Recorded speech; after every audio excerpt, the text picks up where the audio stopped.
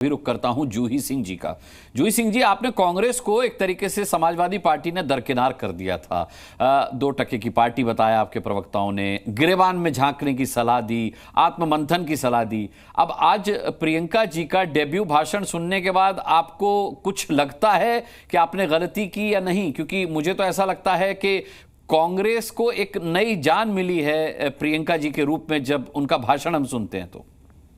अनुराग जी, संविधान ही सियासत और लोकतंत्र का आधार है। तो कोई भी बोले, मुद्दों पर बोले, और हम भी इसमें सम्मिलित थे। हमारे राष्ट्रीय अध्यक्ष अखिलेश यादव जी ने भी एक बेहतरीन भाषण दिया।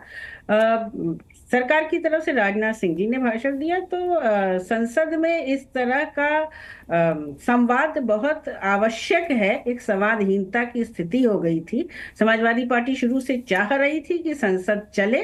संसद पर ही हमने, जब हम पहली बार आए इस बार, तो हमने संभल का भी जिक्र किया। संभल की जो भी हमारे अनुसार जिस तरह से अधिकारियों ने वहां का माहौल खराब किया, जिस तरह से मौतें हुई, वहां के लोगों को असुरक्षित किया गया, और हम मानते हैं कि ये सरकारी प्रायोजित दंगा था। उस पर भी हमने संसद में ही कहा।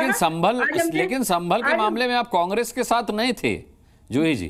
संभल के मामले में हम शुरू से संभल के लोगों के साथ थे और कांग्रेस भी संभल के लोगों के साथ थी। लेकिन आप कांग्रेस के साथ नहीं थी। दोनों बातों में फर्क। राम गोपाल जी ने साफ कहा था कि राहुल जी को बोलना चाहिए था संसद में, और वो वहां संभल पहुंचने की तैयारी कर रहे हैं। अनुराग जी, हम संभल पे बोल रहे हैं। आज हमने ये भी कहा कि किस तरह संविधान की बात हो रही है, तो जो आरक्षण दिया है वो खत्म किया जा रहा है। नियमित नियुक्तियां निकल नहीं रही हैं, कॉन्ट्रैक्चुअल रूप से लोग रखे जा रहे हैं। साथ ही एचआरडी मिनिस्ट्री से हमने ये भी अपने भाषण में कहा, राष्ट्रीय अध्यक्ष जी ने, कि एक लिस्ट जारी कर दी कि जो वाइस चांसलर्स की नियुक्ति हुई है। जाति जनगणना के बारे में बहुत कुछ कहा गया, हमने जाति जनगणना के बारे में भी कहा, कांग्रेस ने भी कहा, और क्यों होनी चाहिए, क्यों सामाजिक न्याय का आधार जाति जनगणना होगी, ये आवश्यक है। तो एक लिस्ट भी हमने मांगी कि किस जाति के लोग नियुक्त पे इस तरह होते हैं, जिन उसको अगर जारी कर दे तो लोगों को पता लग जाएगा कि हम क्यों ये जनगणना चाहते हैं।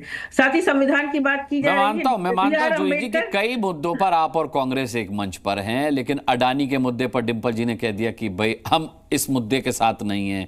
फिर राम गोपाल जी ने कह दिया कि संभल पर जो कांग्रेस का स्टैंड है कि वो वहां जा रहे हैं संसद में बोलने की बजाय, तो हम उसके साथ नहीं हैं। तो अब मुझे ये बताइए कि समाजवादी पार्टी और कांग्रेस साथ हैं या नहीं है? अनुराग जी, क्या अगर संजय निषाद योगी आदित्यनाथ जी को चिट्ठी लिखते हैं और कहते हैं कि आरक्षण नहीं दिया जा रहा है, मुझे सूचियां उपलब्ध कराइए। ओम प्रकाश राजभर जी कहते हैं कि 69,000 शिक्षकों के मैं साथ हूं, उनकी नई सूची लगाई जाए। या अनुप्रिया पटेल अगर बैठकर ये कहती हैं कि योगी आदित्यनाथ जी के प्रशासन में मेरे कार्यकर्ता के ऊपर अत्याचार हो रहा है, इसकी एफआईआर नहीं लिखी जा रही है, तो क्या वो अपने सहयोगियों के साथ नहीं है? हम एक गठबंधन में हैं, हम सहयोगी हैं, हमारे मुद्दे हैं, हम उत्तर प्रदेश की बड़ी और मजबूत पार्टी है। उत्तर यही तो प्रदेश मैं कह रहा हूं, गठबंधन में आप घटक दल हैं, लेकिन उत्तर जी प्रदेश में आप बड़ी पार्टी हैं जी। और हमें इसमें कोई कहने में गुरेज भी नहीं है कि उत्तर प्रदेश के मुद्दे हमारे लिए हमेशा सर्वोपरि रहेंगे। किसान की बात हमने की।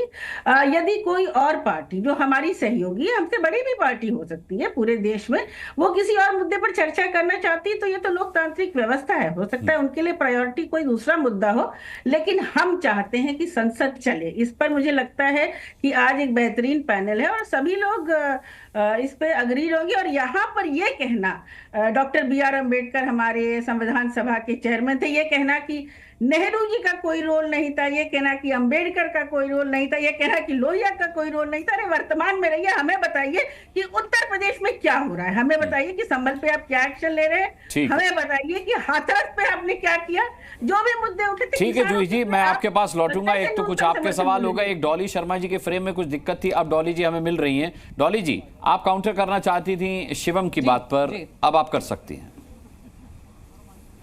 जी जी जी, मैं अनुराग जी ये कह रही थी कि संविधान का इस्तेमाल जिस तरीके से भारतीय जनता पार्टी अपने फायदे के लिए करती है, सरकारें तोड़ने में, ये भ्रष्टाचार की बात करते हैं। अजीत पवार के लिए 2 दिन पहले बोल रहे थे कोई भी भ्रष्टाचारी बचने वाला नहीं। पवार नाम ले रहे थे और 2 दिन बाद सरकार तोड़ने के लिए उस आदमी को अपनी पार्टी में शामिल कर लेते हैं। और आज डिप्टी सीएम है, महाराष्ट्र में भारतीय जनता पार्टी की सरकार है। ये बोलेंगे हेमंत बिश्व शर्मा, बड़े बड़े स्कैम, बड़े बड़े नाम, आज जगह जगह जाके भारतीय जनता पार्टी का प्रचार करते हैं। ये बोलेंगे खाने के दांत और दिखाने के और। भारतीय जनता पार्टी का सिंपल यही फंडा है। और जो ये बात बोल रहे हैं, अरे ये तो पूरा देश जान रहा है, महाराष्ट्र के गांव गांव से निकल के आवाजें आ रही हैं, वो लोग बैलेट से चुनाव आते हैं, वो बोल रहे हैं कि जिस तरीके से हमारे हकों को छीना जा रहा है। कर्फ्यू लगा देते हो आप गांव में कि हो नहीं सकता। लोग संशय में हैं आज, जिस तरीके से संविधान को कुचलकर लोगों की आवाज को दबाकर आप काम करने का प्रयास कर रहे हैं। क्या जो सरकारें आपने तोड़ी वो संवैधानिक प्रक्रिया से चुनी हुई सरकारें नहीं थी? और भारतीय जनता पार्टी के प्रवक्ता यहां बैठकर जितना भी भाषण दे रहे हैं, महाराष्ट्र में भी तो आपने उद्धव ठाकरे का साथ दिया, डॉली जी, जबकि मैंडेट तो बीजेपी और शिवसेना को मिला था। संवैधानिक रूप से महाराष्ट्र में लोगों ने भारतीय जनता पार्टी और शिवसेना को वोट दिया था, लेकिन जब शिवसेना टूटी तो फिर आपने उनका साथ दिया, तो वो भी तो संवैधानिक नहीं था। फिर अनुराग जी सरकार बनाई थी, शिवसेना की सहमति से बनाई थी। शिवसेना के 2 टुकड़े करके नहीं बनाई थी, पवार साहब की पार्टी के 2 टुकड़े करके नहीं बनाई थी। सरकार बनाई थी, शिवसेना ने समर्थन दिया, मुख्यमंत्री चुना गया, प्रक्रिया पूरी हुई। ये नहीं हुआ था जो भारतीय जनता पार्टी ने किया। शिवम काउंटर कीजिए और बहुत संक्षिप्त में रखिएगा, विचार मेहमान बचे हैं मेरे पास। जी देखिए, वो होता है ना कि वो कहावत है उत्तर प्रदेश में कि खिसियानी बिल्ली खम्बा नोचे। कांग्रेस का वही हाल हो गया है। मैं एक चीज़ आपसे पूछना चाहता हूँ, महाराष्ट्र में अभी चुनाव हुए हैं, प्रचंड बहुमत के साथ जो है महायुति सरकार में आई है, इनका अपना ही वो टेप रिकॉर्डर फंसा हुआ है। बैलेट से चुनाव कराइए, जनता चाहती है, देश चाहता है, ये चाहते हैं, वो चाहते हैं। जब कहीं पर जीतते हैं तब तो तुरंत ही अगले ही दिन शपथ लेने सारे चॉपर्स लेके ऐसे पहुंच जाते हैं जैसे कहीं वहाँ कोई पार्टीज चल रही हो। नहीं, मैं मानता हूं कि इस देश में इस तरह के तमाम विषय पहले सुप्रीम कोर्ट में भी जा चुके हैं, इलेक्शन कमीशन में भी जा चुके हैं। अगर किसी को भी लगता हो कोई भी पेचकस बाबू इतना इंपॉर्टेंट और इतना दिमागदार और उसको लगता है कि वो उतना बड़ा इंजीनियर है, तो जाए ईवीएम हैक करके दिखा दे। इलेक्शन कमीशन ने इस तरह के चैलेंजेस 3 बार अभी तक दिए हैं। सुप्रीम कोर्ट में अलग अलग याचिकाओं पर निर्णय आया है। अभी पिछले दिनों 24 नवंबर को भी इस पर एक निर्णय आया है। आप किसी भी चीज को कह दें कि भाई ये खराब है क्योंकि हम हार रहे हैं, मतलब उत्तर प्रदेश में ईवीएम खराब है, 2024 में ईवीएम खराब है, मध्य प्रदेश में ईवीएम खराब है, छत्तीसगढ़ राजस्थान में खराब है, महाराष्ट्र में खराब है, हरियाणा में खराब है, लेकिन तेलंगाना में बहुत अच्छा है, इसके अलावा कर्नाटका में बहुत अच्छा है, हिमाचल में बहुत अच्छा है, एक बार राजस्थान में बहुत अच्छा है गहलोत की सरकार में, एक बार छत्तीसगढ़ में भूपेश बघेल के यहाँ बहुत अच्छा है। ऐसे नहीं चल सकता ना भाई, ये लोकतंत्र है। और ये कोई राजा बाबू का घर है क्या कि कांग्रेस वाले कुछ भी परिवार आकर कहेगा कि नहीं आज ईवीएम बंद कर दो तो जी ईवीएम बंद हो गया, कल कहो नहीं हम जीत गए फिर से चला दो। प्लीज, लोकतंत्र है, लोकतंत्र की तरीके से चलेगा। ठीक है, दानिश कुरैशी को लाते हैं। दानिश कुरैशी, इंडिया गठबंधन का भविष्य अब आपको कैसा नजर आता है? प्रियंका जी के भाषण को सुनने के बाद, उनके डेब्यू भाषण को सुनने के बाद, उन्होंने जो मुद्दे उठाए हैं उस पर क्या कहना है आपका? देखिए, मैं आपको एक बात कहूं, किसी के भी भाषण से किसी का भी भविष्य तय होगा, ये तो गठबंधन के पार्टियां और उनके जो नेता हैं वो तय करेंगे। लेकिन हम तो मुसलसल आजादी से लेके अब तक, खास करके दलित, मुसलमान, आदिवासी, ये जो हैं ये इनके हमेशा से शिकार रहे हैं। प्रियंका गांधी ने आज जो भाषण दिया है, मैं आपको बता दूं कि आर्टिकल 341 जैसे ही देश आजाद हुआ, सबसे पहला हनन आर्टिकल 341 में मुसलमानों को, ईसाइयों को और वैसे तो बौद्धों को और बाकी सारे लोगों को भी बाहर रखा गया था, लेकिन समय समय पर इन लोगों को ऐड कर दिया गया। तो क्या ये संविधान का हनन नहीं था? क्या ये ईसाइयों के साथ, मुसलमानों के साथ जुल्म और ज्यादती नहीं है? क्या ये संविधान का अपमान नहीं है? दूसरे नंबर की बात, 22 दिसंबर 1949 की रात को बाबरी मस्जिद के अंदर में मूर्तियां रखी गई। ये किस दौर में रखी गई? भारतीय जनता पार्टी तो अस्तित्व में नहीं थी, ना वीएचपी थी, ना और जितने भी कट्टरवादी और संगठन जिनके ऊपर आरोप लगते रहे, इनका तो जन्म ही 80 के दशक के आसपास या उसके बाद हुआ है। तो मैं ये मुसलसल पूछता आ रहा हूं कि आप मुझे ये बताइए कि भाई 1949 के आधी रात को जब ये बाबरी मस्जिद में मूर्तियां रखी गई थी, वहां किसकी सरकार थी? महाराष्ट्र में किसकी सरकार थी? कांग्रेस की सरकार थी। और उसी शासनकाल में ये सब कुछ होता रहा। हमने देश में 10,000 से भी ज्यादा दंगे देखे गए जिसमें मुसलमान लुटा पिटा और उसी के ऊपर केसेस बने, एफआईआर भी आए। तब तक कांग्रेस के शासनकाल में कुछ होता नहीं रहा। आज के दौर में भी शांति बहाली तो नहीं है योगी या मोदी के राज में, लेकिन अगर आजादी की बात की जा रही है, संविधान की बात की जा रही है, तो हम आपको बता दें, हमने इस दौर में वो भी देखा है कि ईद के दिन ईदगाह में गोलियां चली है और लोग मारे गए हैं। ईद के दिन किसी के घर गोलियां चलवाना, और किसने मारे? पुलिस ने मारे।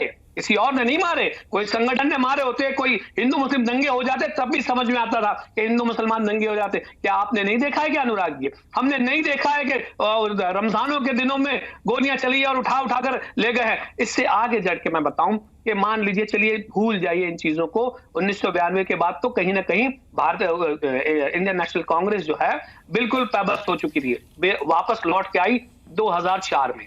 2004 में जब लौट के आई, उसके बाद सच्चर कमेटी का गठन किया गया। 2006 में सच्चर कमेटी का गठन हुआ और सच्चर कमेटी ने अपना ये रिपोर्ट दिया कि भाई मुसलमानों का जो जनप्रतिनिधित्व है वो बढ़ना चाहिए। कहीं ना कहीं पॉलिसीज ऐसी बन रही हैं कि उनका रिप्रेजेंटेशन घटता जा रहा है, उनका रिप्रेजेंटेशन घट रहा है। इसके चलते आप देखिए स्कूल्स में, कॉलेजेस में, यहाँ तक कि ये तक कहा गया कि मुसलमानों के इलाकों में आपको पुलिस थाने दिख जाएंगे, दूसरी सारी चीजें दिख जाएंगे, आपको स्कूल्स और कॉलेजेस नजर नहीं आएंगे। तो ये 10 सालों के अंदर में अगर इनसे पूछेंगे तो इनके पास कोई जवाब नहीं है। उसके बाद 2014 के बाद मुसलसल मोदी जी की सरकार आ गई, तो मोदी जी उसी सारथी के, उसी रथ के तो सारथी थे जो कांग्रेस के शासनकाल में हलफनामे के साथ आगे गई थी कि भाई बाबरी मस्जिद को हम शहीद नहीं होने दी जाएंगे। तो ये तारीख है मुसलमानों के साथ, दलितों के साथ, आदिवासियों के साथ किस तरह के जुल्म और ज्यादती कांग्रेस ने की है, किस तरह से मोदी और योगी के राज में उत्तर प्रदेश में हो रही है या देश में हो रही है, ये आपके सामने। इसलिए मुझे लगता है ठीक है। जी न्यूज़।